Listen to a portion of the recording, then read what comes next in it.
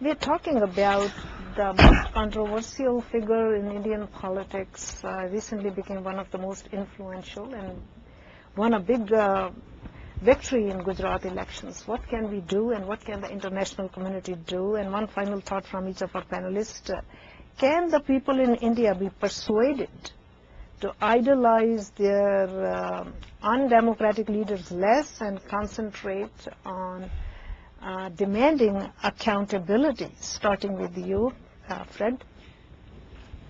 What is needed, I think, is for India of Islamic background, India of Hindu background and Christian background, all of India, to come together and realize that the substance of democracy, if they are to be a democracy, is far more important to them than the pretense of democracy, to being able to wear the label of the world's largest democracy.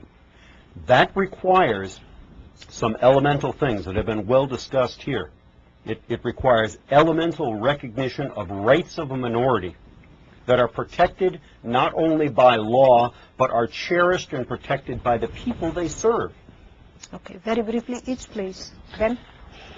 I agree with everything you said. I would add on top of that that one of the first steps that political party, that brave soul that will stand up for this kind of democracy needs is an independent judiciary, one that is willing to go after these kind of perpetrators and put them away. Otherwise, the ups and downs of Indian politics ensures that they will be back in office. Dr. Ansari. Well, the success of a democracy is judged by one parameter: how safe the minorities are, how prosperative the minorities are.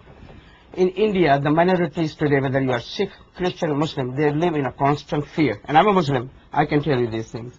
And this is the front where India has failed miserably, and it's up to the great people of India to come together and make sure that these kind of things don't happen. I would go out to save the Christians or Hindu if they are being attacked by Muslims.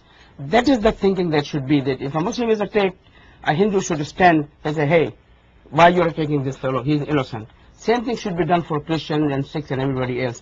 Till we do that, these kind of things will keep on happening. Bob? Well, I certainly agree with everything the panel said so far.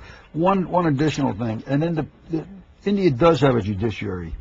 What it doesn't have, it has to be written into their law, is a prosecutorial branch, a prosecutor who can take these studies. There have been so many studies done from Indira Gandhi on down, and then nothing happens to them, as you said. But an independent prosecutor who can initiate a criminal action, an indictment, so to speak, a grand jury system. They certainly have the background. It's British common law, but it is not used in India. I don't understand why. Dennis? I find myself in the unusual position of agreeing with everything my colleagues said. However, I would add that the first step, even before independent judiciary or various other types of institutional legal actions, there has to be a development of leadership in the religious communities, the economic communities, the political parties that go on the line, put their charisma, their credibility, and their wisdom out to the public and drive these issues so that the public comes to support them. Without that, I think these other changes are not